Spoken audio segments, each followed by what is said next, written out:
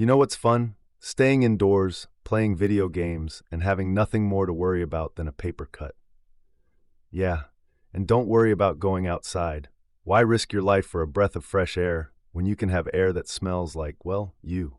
There's scary things just outside your door, animals that want to eat you, people that also want to eat you, and spirits that I'm pretty sure want to eat you too. So today I've got some allegedly true scary outdoor stories. Now let's begin. This happened in Cincinnati, Ohio, specifically Claremont County. I'm a 31-year-old woman. This happened in 2006. At the time, I must have been 17 going on 18. My boyfriend Mike, my friend Amy, and her boyfriend Nick are the ones involved in this unexplained event, including myself, of course. Now there's this abandoned cabin in the middle of the woods. You can only get to it by walking about a mile in one direction. There are abandoned cars, an ambulance, some tractors, and other random vehicles like short school buses and such, just sitting there, and many of them are covered in bullet holes. There's not even a path to drive a vehicle back there. Believe me, if there was, we wouldn't be walking a mile to get there. So we're not entirely sure how those abandoned vehicles and things got out there. My boyfriend and I had gone with two other friends previous to our encounter. It was creepy, but nothing compared to what happened when we went with Amy and Nick. On our previous trip, we went with our friends T and J, playing a failed session of Ouija board. Later on after this, my boyfriend and I were talking to Amy and Nick about the cabin, about what we saw when T and J came with us. So we decided we were going to go later that day together. The day this encounter happened, the four of us went to the lake, packed a cooler with food, and spent probably 5 hours or so just hanging out at the lake. Once we left, we stopped at Amy and Nick's house, dropping the cooler off, which was in the trunk of the car.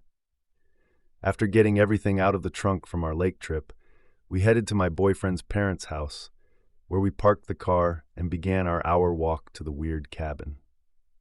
We had flashlights, and that was pretty much it. The walk there was uneventful, which I'm now thankful for. We made our way through the two huge drainage tunnels before we made it to the cabin. It wasn't dark out just yet. That night when we saw the cabin again, something seemed different about it. It's hard to explain, but it was just different. Maybe it's because we came later last time, but I don't think that was it. When we get inside, Amy and I were going to go upstairs. I wanted to show her the weird socks in the wall. And I also wanted to check on that clock I broke last visit, that I'd somehow heard ticking again when we were outside. As we start to go up the stairs, there's a sudden and loud crash, like something was thrown or knocked over. Amy freaks out, and then out of nowhere, she books it back outside and heads down to the creek, yelling at Mike, Nick, and myself to follow her. I go chasing after her, and she's in tears having a full-blown panic attack. She was saying something, but I couldn't understand it. Finally, I can make out what she's saying as she calms down. She said she saw someone in the window looking at us, someone she didn't recognize. We tell the guys about this, and they look around for a while, but in the end, we seem to be alone. Nobody's here, nobody's been here but us. Since she's feeling so upset, we decide to leave. As we're walking back down through the creek bed, heading back the same way we came, Mike and Nick are kicking over these huge rocks. We stop and realize that there are huge rocks or boulders standing right up in a line the entire way down the creek bed. They were not like this before. They couldn't have been set up like this anyway, as we just crossed through here a few minutes ago. And these are huge rocks. It'd take multiple people to even roll them or tip them over, let alone line them up. We were beginning to freak out, all of us. We picked up the pace and started to haul tail out of there. We make it to the first drainage tunnel, and we turn on our flashlights. Well, we tried to, but all 4 of our flashlights stopped working. None of them would turn on. They'd been working perfectly fine on the way there. So what was going on? Half an hour later, we make it back to my boyfriend's parents' house, where Amy and Nick's car is parked. Amy gets in her car because at this point she's ready to go home, ready to forget this event even happened. The rest of us are still outside the car. Then Amy suddenly gets out of the car screaming, jumping up and down and flailing about. She's covered in ants. We scramble over to her and look inside the car. They're coming from the back seat, from the trunk. Nick opens the trunk of the car, and lying in the trunk is this huge, rusty, extremely old wool sock, and it's covered in ants. Now remember what I said earlier. We'd been in and out of that trunk all day, storing and removing things, and there was nothing in that trunk when we left the house from dropping off the cooler. Now there was this freaking disgusting wool sock, covered in ants. There were so many they were draped over the car, inside and out. Needless to say, we've never headed back to that cabin, and I personally will never go back there. I would later learn that a man used to live at that cabin named Hubert, a man who had lusted for children. Think of all of this what you will, but I'll always remember the terror and confusion I felt that night. My family and I go camping every year for Halloween, and every time we go to the same campground. This happened a few years ago in 2016. We had a brand new reflection camper that we'd gotten shortly after my 16th birthday.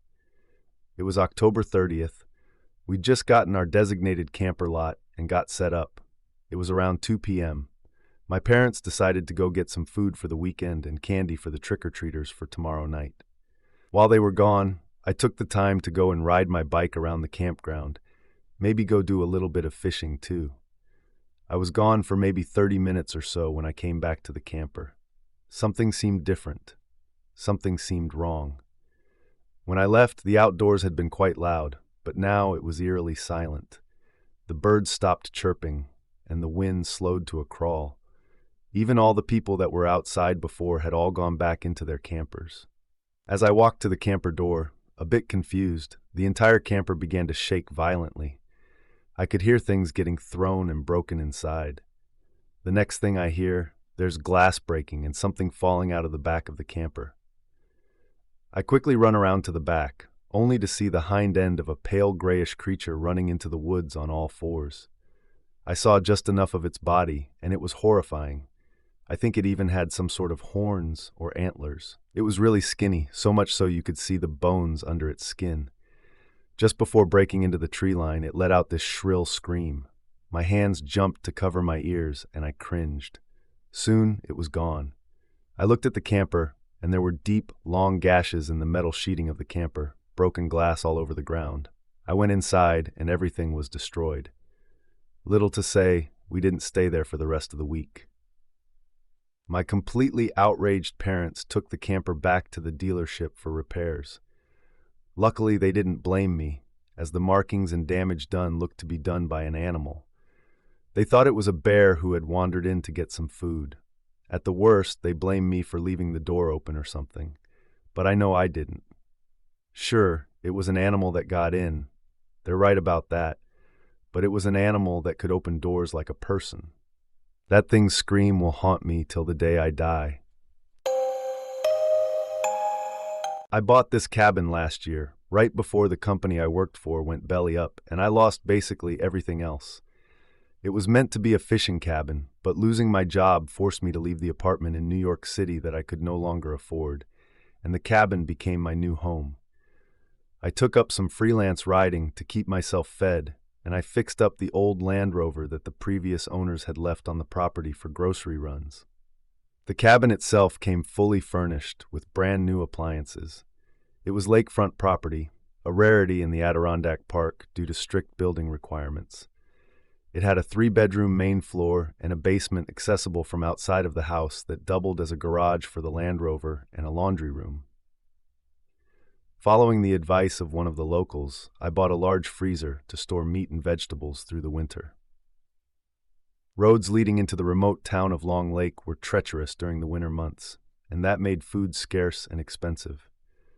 I loved summer nights in the cabin. I'd relax by the water with a bottle of Merlot and a good buck, watching the sunset behind the mountains. Unlike the Big Apple, there were no streetlights, screens, or billboards. The view of the Milky Way was the best I'd ever seen. Huge herds of deer would occasionally pass through, and I felt so much more in tune with myself than I ever did back in the city. I did notice some strange things happening. One morning I went for a walk just before sunrise and found a deer carcass completely torn apart. It was clear that whatever had killed the poor thing had no intentions of eating it. Its head was tossed about 50 feet away from the body, its glassy eyes staring at its entrails strewn across the lower tree branches. Blood coated the leaves and tree trunks, and crows had already begun picking at it. After retching and heaving for several minutes, I called the park rangers out here to take a look. "Think it was a mountain lion?" I asked. I did hear that the Parks Department released some to control the deer population. "Not likely," the ranger responded. "That's just a myth. We'll look into it and see if we can't track down what caused it." That was their canned response each time it happened. Because it did happen again and again. Every other week it seemed like I found a new deer corpse decorating my property, inching closer and closer to my cabin each time. It seemed as though something was circling me, dominating this area, marking its territory. The deer carcasses weren't the only awful problems I encountered. Some nights, right before I dripped off to sleep, I'd hear a sharp tapping on the front door. It was always several light taps on the door in quick succession. I'd get up to look out the peephole. I lived 20 minutes out of town on a poorly maintained dirt road, so it would have been odd to have a visitor so late at night. Right before I could look outside, the tapping would move again, often to my bedroom wall. Then it would move yet again. I could never pinpoint the source of the tapping, as it would move too quickly. I thought it was unlikely that a flock of woodpeckers would descend on my house this late at night just to bother me, but who knows what it really was. On those nights, I often sat in the living room with my shotgun until the noises stopped. One night, I decided to stay up and see if I could catch whatever was terrorizing me in action. I grabbed my gun, turned out all the lights, then I sat in front of the living room window, looking out on my land, save for the garage light illuminating a small spot. It was totally dark outside. The first hour passed by quietly, watching the moths desperately flutter around the only light. I could hear the dock bobbing in the water, rattling as it occasionally caught wake, but there were no crickets chirping or frogs singing. Right as I was about to head to bed, I saw something huge moving at the edge of the property. I sat bolt upright in my chair, clinging to my gun and waiting to see what it would do next. I wish I'd gone to bed. Wish I'd packed my bags the next day. There was a sudden spray of crimson. Another mutilated carcass, a rabbit this time, was thrown against the living room window, and a blood-curdling shriek tore through the night as yet another desecrated rodent bounced off the window's glass. Though my hands were shaking violently, I pulled a single round from my pocket and loaded the gun. My assailant had not shown itself yet. I headed for the front door to take a shot at it, wherever I thought it was, because at least I might spook it. As I opened the door, the culprit stepped into the light, and my heart sank. Nothing about it was right. It was impossibly thin and partially decomposed, rotting hide peeled away to expose patches of bleached bone. It stood 7 feet tall, with wide-set yellow eyes and a skeletal face. It had jagged teeth and claws like knives, making it clear that, though it resembled a deer, it was not one. I didn't dare waste a second on thinking. Right away I lifted the bump stock to my shoulder and fired. It missed, but the creature backed away and made that ear-piercing shriek again. I heard it growl, making a sound like an out-of-tune radio station frequency. Then it vanished into the night. Good, I thought, locking every door and window behind me on the way back to bed. Now it knows I'll defend myself. The game warden was at my door the next day, angrily demanding to know why my property was decorated with the corpses of deer and rodents. I was still blinking sleep from my eyes, and I indicated to him that I had no idea what it was he was talking about. From what I remembered from the night before, that thing had only thrown rodents at me. But as I looked around at my property, I caught sight of at least 10 deer strewn about like the first one I'd seen. It was all I could do not to vomit on the warden's boots. Eventually, he believed me when I told him I didn't do it. I told him about the creature I saw, saying it was likely a deer, but wrong. He dismissed that quickly, of course. He asked if I'd been getting enough sleep lately, then went on his way after assuring me that no such animal could exist. Definitely not in the Adirondacks. That night, I was cleaning my dishes for the evening when I heard the all-too-familiar tap, tap, tapping on the living room window. I quickly looked up to see the creature again, standing right in front of the window pane, staring me down with glowing yellow eyes. It raised a clawed hand and dragged his fingers down the glass, making a sharp screeching sound. I could see its heavy breathing condensed on the window in front of it. I scrambled for my shotgun, my machete, anything to protect myself, and then I realized I'd left the kitchen window open. Sobbing, I ducked into my bedroom and locked the door before there was a loud crash as the beast ripped the window open. I moved my dresser in front of the door to form a barricade, a feeble attempt to save myself or prolong my suffering. I could hear its heavy breathing on the other side of the door, hear its low, warbling growl, smell the stench of its rotting flesh. It rattled the doorknob, howled, and then left through the window. It took me several hours before I could bring myself to move. The creature had come close to killing me, and it simply stopped. I couldn't fathom why. Rather than wasting time on the details, I called a contractor to replace the window as quickly as possible. I offered a few hundred extra if they could fix it within the day, and I'd never seen a crew work quicker. That was 2 weeks ago. I saw it again earlier today. I caught a glimpse of it standing at the edge of my property just after sundown. I'm afraid soon, one of us is going to end this. This happened to me and a friend of mine named Anne. In 2017, I was an airborne school graduate. I had, however, broken my leg in the first week. After graduation, I was set up to go down the road to 75th RTB to start Ranger Assessment and Selection Program. But I could hardly walk the day after graduation, so I went to the Troop Medical Center, where they gave me a 5-month profile to heal and left me stuck as a holdover. During the depressing time, I met a girl named Anne. She and I hit it off phenomenally. I spent almost every weekend in her apartment, located in Auburn, Alabama. Now I've visited many supposedly haunted places, and I've got a couple of stories about them. If there's an odd event, I like to do everything I can to explain it rationally first. I'll only consider it paranormal after exhausting every idea of what else it could be. I had told Anne a few of my stories, making her watch some movies that she'd never seen. Anne had grown up Pentecostal, so she was never allowed to watch non-Christian shows, movies, and she couldn't listen to anything but country or Christian. She knew I loved to visit rumored haunted locations, so she told me about her own experience on Smedley Road. The story of Smedley Road sounded like a very typical small-town ghost story. Rumors of witches living in the woods, among other things. There's also a story of a family who died in the late 1800s from tuberculosis or some other rampant disease. The whole family had perished and were said to be buried in a small cemetery down the lonely, seldom-used road. Each member was laid to rest in this cemetery except for one. A man and his wife with their son had been buried together, but some tragic mistake had left their young daughter to be buried elsewhere.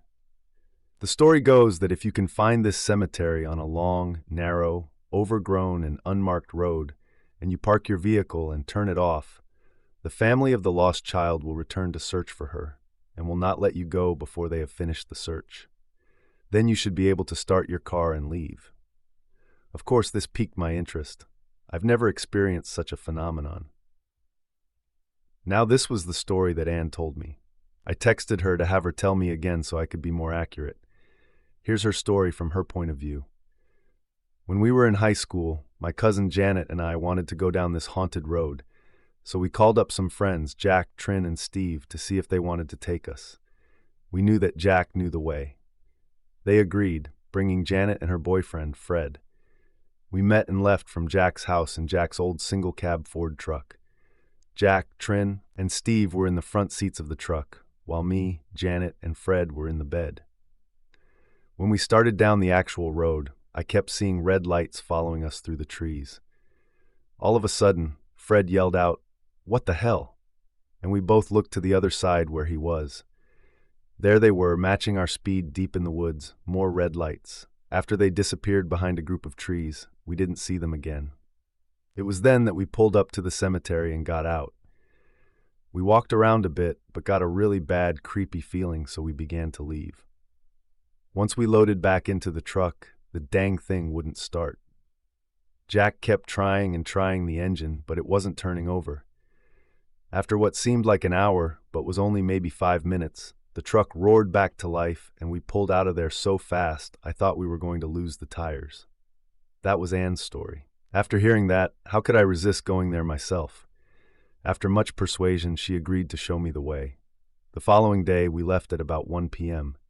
I wanted to get a good idea of the route and see it in the day. The road was indeed hard to find, and the cemetery was small and full of old beer cans from, I'm guessing, the 70s. Those beefy pull-tab cans. There were 2 sections, one lower than the other towards the back wood line. As soon as I walked down and stepped foot on the lower plane, a feeling of dread swept over me. All these graves here had been desecrated, brass nameplates ripped from tombstones, and the others pushed over or broken. There were graves that looked like they had been dug out too. Before you say that the casket may have collapsed and that caused it, that's not what these were. In fact, in some of these holes that were dug out at the graves, the casket was completely removed. The partially filled-in holes now full of weeds and overgrown grass. Anne was waiting in the car. She refused to step foot into that cemetery. I figured that the place was like many others, and rumors were just rumors. I doubted that anything paranormal would happen. Maybe Jack and Steve had messed with the whole group years ago, but I would soon be proved wrong about this theory. We would later come back at around 3 a.m. The road was pitch black then. Even the LED lights I'd recently installed in her car on bright could only cut about 10 feet into the darkness. The road was full of sharp and sudden turns, so I had to go extra slow. It was creepy. Nothing looked the same in the dark as it did in the day. We would have driven past it if Anne didn't jerk up and grab my arm to tell me to stop. She had gotten a bad feeling in her gut when we were near. Sure enough, we stopped at the right location, based entirely on her gut instinct. We got out and used our phone's flashlights to look around. The air felt noticeably cooler here. Before we even drove over, it was a hot and humid Alabama night, but it was completely different here. I lit a cigarette and started to walk when Anne called me back and asked for one herself. Anne had never smoked before, and she took it with shaking hands leaning out the window. I lit the cigarette hesitantly. She was trembling so bad, but I felt fine at the time. I didn't have any dreadful feelings yet. I walked around a bit at the upper part, still no indication of anything even slightly paranormal. I walked towards the back and walked down the slope. Almost immediately, an overwhelming tidal wave of dread hit me. I felt as if I was being watched, like someone was shooting daggers into my back, like I was being stalked by a mountain. It was an uncomfortable feeling, immersed in more uncomfortable silence. There were no animals or insects making noise anymore. It was deafening in its silence, and I was trying my best to remain calm, while every instinct in me was telling me to run. Then I heard the snapping of twigs nearby and the crunching of leaves. I was thinking it was a deer, but I couldn't see it. It sounded like it was only a few feet in front of me in the woods. I shined my light around, and I spotted a weird shadow. It was almost like someone peeking out from behind a large tree trunk. I could make out half a head, half a torso, a shoulder, and an arm. Maybe it was just my light casting a weird shadow from some leaves or a bush or something, I told myself. It was then that Anne yelled at me, saying it was time to leave. I could hear the terror and urgency in her voice. I took one last look at this shadow, saw it dart behind the tree line. I wasn't moving the light at all when that happened. I got the heck out of Dodge and took off sprinting, scrambling, tripping, all the briar and dewberry catching my pant legs as I ran blindly back towards Anne. When I fell into one of those dugout graves, I nearly broke my ankle. I picked myself up and got up the hill. This time the bad feeling did not leave me as it had earlier. I jammed the keys in the ignition and I tried to start it. But just like in Anne's story, it only clicked.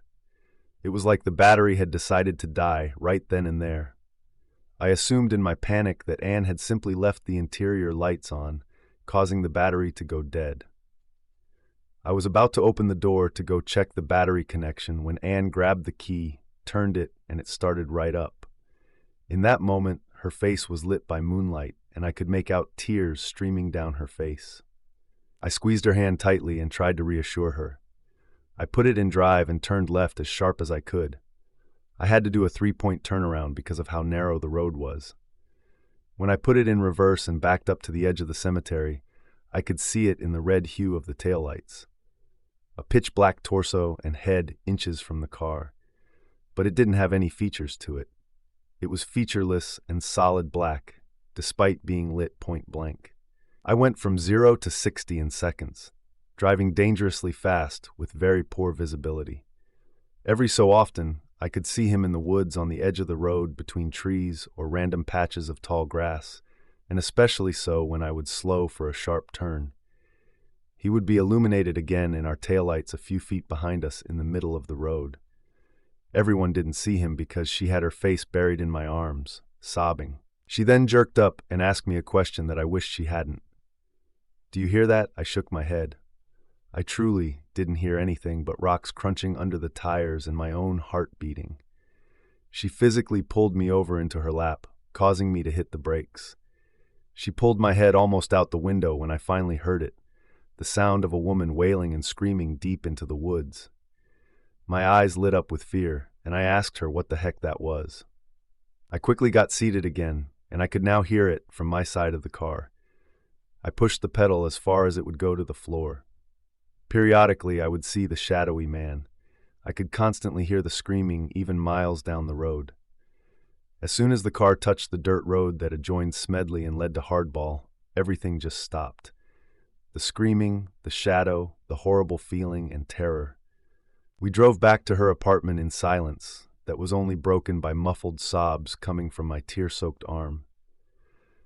Later we talked about what happened, and she told me that when I was down by the back of the cemetery, she couldn't see me or my light, but she could hear tapping on the rear window glass like a cold and bony finger. The tapping moved to the back driver's side door, and then to my door like someone was tapping the car as they walked around it. That's why she was yelling at me to come back. It didn't stop until I got up the slope and almost to the car. That night, she shook me awake because she had a nightmare about a large, menacing shadow man walking up behind me in the woods. I told her about the stalking shadow man that I saw that night. I hadn't told her about him because I didn't want to freak her out more. I guess he basically told her for me. I'll never go to Smedley Road again. I know that Shadow Man has not forgotten me. He reminds me of his existence in these occasional terrifying dreams I have of him stalking Anne. I think he let us leave that road once, but I don't think he'd let us leave a second time. The next time your mom tells you you have to go outside because you've been inside all day, tell her she's an old, washed-up hag that needs to get good at Fortnite. Don't actually do that because she's probably super nice, super beautiful, and great at Fortnite, and you'd probably lose your life. The outdoors are dangerous for more reasons than you think, seen or unseen. The dangers outside are very, very real. Good night. If you enjoyed this episode, be sure to like, share, comment, and subscribe, and we will see you in our next story.